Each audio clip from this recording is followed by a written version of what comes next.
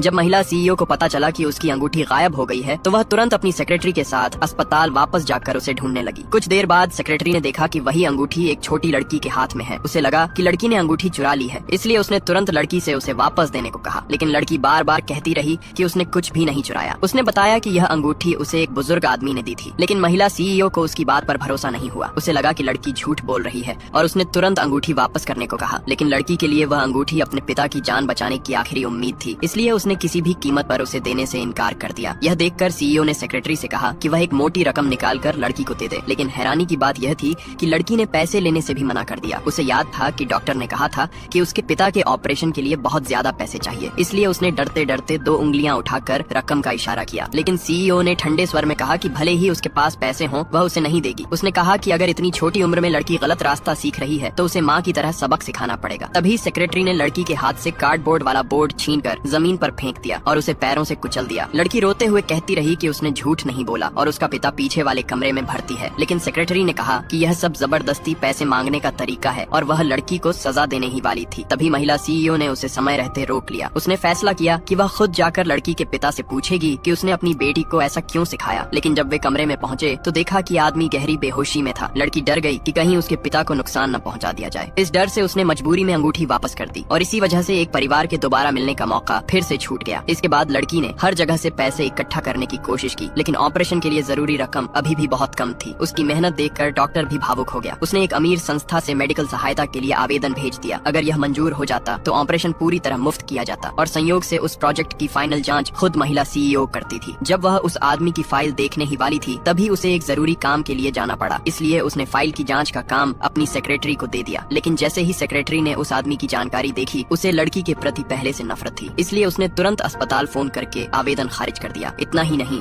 उसने कहा कि उस आदमी को अस्पताल से बाहर निकाल दिया जाए। लड़की बेबस होकर देखती रही कि उसके बीमार पिता को तेज बारिश में बाहर फेंक दिया गया। वह रोती रही, चिल्लाती रही, लेकिन कोई उसकी मदद करने नहीं आया। उसी समय अचानक महिला सीईओ अस्पताल पहुंच गई। लड़की तुरंत दौड़कर उसके पास आई और उसे गले लगाकर अपने पिता को बचाने की भीख मांगने लगी। शायद माँ बेटी का अनजाना रिश्ता जाग गया। महिला सीईओ ने तुरंत पूछा कि मरीज के साथ ऐसा व्यवहार क्यों किया गया। डायरेक्टर ने तुरंत स्टाफ को आदेश दिया कि आदमी को फिर से अंदर लाकर अस्पताल में भर्ती किया जाए। जैसे ही महिला सीईओ ने उस आदमी का चेहरा देखा, उसके सामने एक चौंकाने वाली सच्चाई आ गई। उसे एहसास हुआ कि बेहोश पड़ा वह आदमी असल में उसका खोया हुआ पति है और वह छोटी लड़की उसकी अपनी बेटी